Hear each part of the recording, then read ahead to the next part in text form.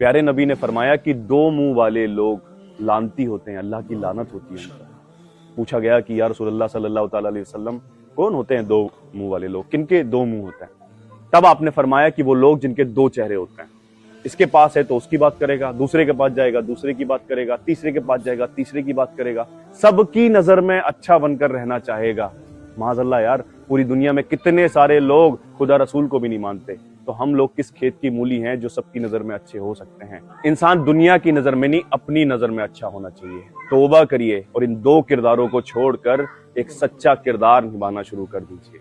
हुजूर को प्यारे नबी ने फरमाया कि अच्छा सोचना, ये बहुत बड़ी बात बताने जा रहा हूं, क्योंकि हमारी सोच इतनी गंदी हो गई है। एक भाई भाई का अच्छा ही नहीं सोचता, और बाकी दुनिया को तो छोड़ दीजिए, हर किसी का बुरा चाहता है। कोई आगे बढ़ रहा है तो उसकी टांग खींचने में लगे लोग, किसी का अच्छा नहीं सोचना, अपने दुखों से नहीं दूसरों के सुखों से परेशान है लोग। तो ये बहुत प्यारी हदीस है। नबी पाक सल्लल्लाहु ताला अलैहि वसल्लम ने फरमाया कि अच्छा सोचना भी एक इबादत है। हम कुछ ना करें, अच्छा सोच लेना।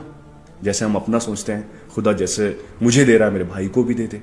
किसी को अगर मुसीबत में देख रहे हैं तो लबों से उसके लिए दुआ ही निकल जाए कि इसकी मुसीबत खत्म हो जाए। कुछ करना तो नहीं पड़ रहा ना। अच्छा सोचना भी इबादत है, और हर एक इबादत का इनाम है।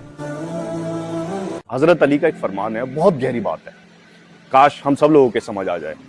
हजरत अली रजी अल्लाह ताला अन्हु फरमाते हैं कि दिलों की बात, जो दिलों के अंदर हमारे बातें होती है ना, दिलों की बात साफ साफ बता देना चाहिए, क्योंकि बता देने से फैसले होते हैं और नहीं बताने से फासले हो जाते हैं।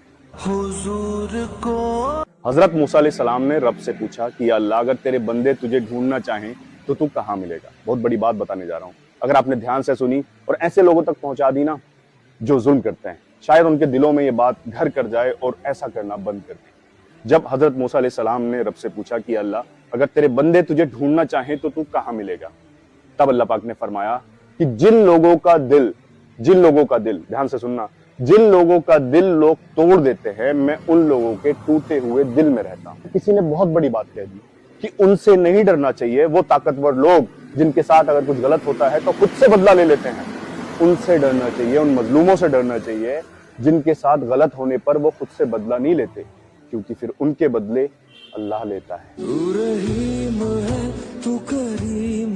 प्यारे नबी की बारगाह में एक भाई दूसरे भाई की शिकायत लेकर आया। जिसकी शिकायत लेकर आया ना, वो भाई नबी की बारगाह में बैठता था, निकम्मा या नाकारा नहीं था, लेकिन अगर कोई काम करता था तो शायद होता नहीं था उससे, या फिर उसका काम कोई करने की कोशिश करता था तो वो चलता नहीं था।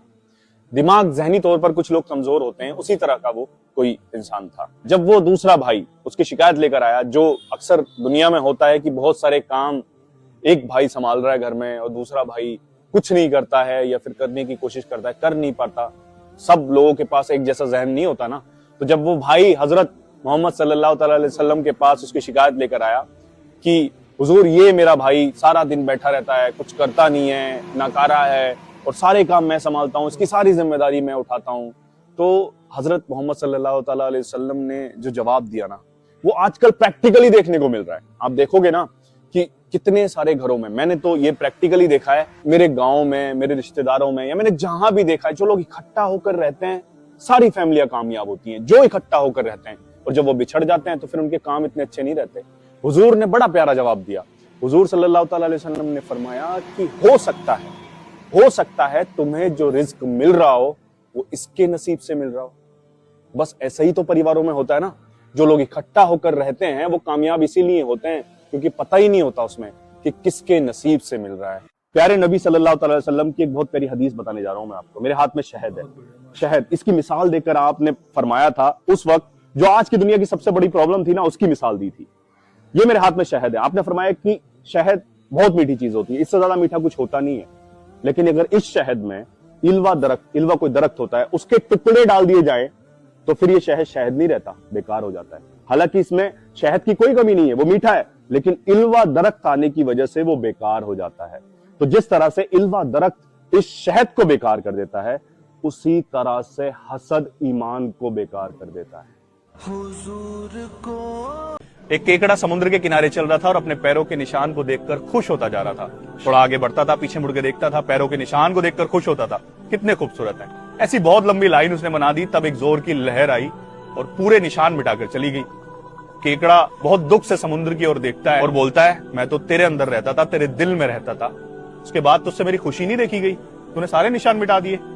तब समुद्र ने जो जवाब दिया ना, उसको लेकर जाइएगा। समुद्र ने कहा कि तेरे पैर के निशान को देखकर शिकारी तेरा पीछा करते हुए तुझे मारने आ रहे थे, इसीलिए मैंने तेरे पैरों के निशानों को मिटा दिया। हम जिस रिश्ते के बारे में भी फैसला करते हैं उसे एक्सप्लेन करने का मौका देना चाहिए, क्योंकि जिस तरह से दीवारों में और घरों में दरार आने के बाद हम उनकी मरम्मत करते हैं, उन्हें तोड़ते नहीं है, इसी तरह से रिश्तों में दरार आने के बाद उनकी मरम्मत करनी चाहिए, उनको छोड़ना नहीं चाहिए।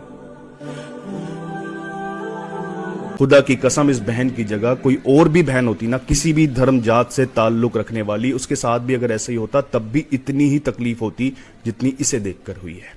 ये वीडियो मैं आपको दिखा रहा हूं, इसके बाद इससे और एक घटिया वीडियो मैं आपको दिखाऊंगा। पूरी सुनकर जाइएगा। मैं जो आपको बताऊंगा वो बात शायद किसी ने नहीं बताई होगी, और पूरी इसलिए सुनना क्योंकि मुझे कुछ सवालों के जवाब चाहिए आप लोगों से।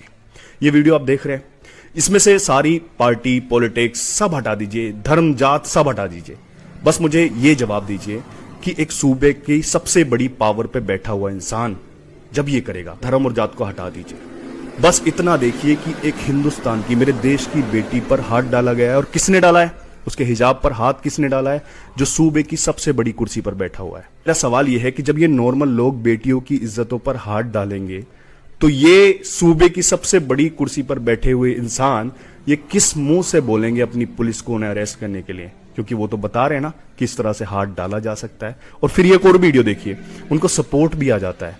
ये देखिए क्या कह रहे हैं ये। छू दिया नकाब, इतना हो गया, कहीं और छूते तब क्या हो जाता। फिर दोहराए भी हंसते कि नकाबे छुए थे ना जी, कहीं और छुए थोड़े न थे, गाल छू लेते, इधर उधर कहीं छू लेते। शर्मनाक बात नहीं है ये? बेटी मेरी तेरी किसी की भी हो, बेटी तो बेटी होती है। इस हिजाब की जगह पल्लू घूंघट कुछ भी हो सकता है। ये किसने हक दिया? ये तो एग्जाम्पल सेट करना चाहिए ना, जो जितनी बड़ी कुर्सी पर बैठा है उसका दिल इतना ही बड़ा होना चाहिए। एग्जाम्पल सेट करना चाहिए लोगों के लिए कि नहीं, बेटियों को बचाया जाता है, ऐसे इज्जत की जाती है। ऐसे इज्जत निकालोगे तो लोग क्या सोचेंगे और किस हक से उन्हें सजा दोगे? बस मुझे इसका जवाब देकर जाना कि जो जितनी बड़ी कुर्सी पर लोग बैठे होते हैं उनके फर्ज क्या बनते हैं। ये जो हरकतें हुई हैं एक डॉक्टर पढ़ी लिखी लड़की के साथ, जिसकी वजह से वो नौकरी करने के लिए तैयार नहीं है, और ये किसी के साथ भी हो सकता है। काश लोग ये समझ जाएं कि बेटी बेटी होती है, वो चाहे किसी की भी हो।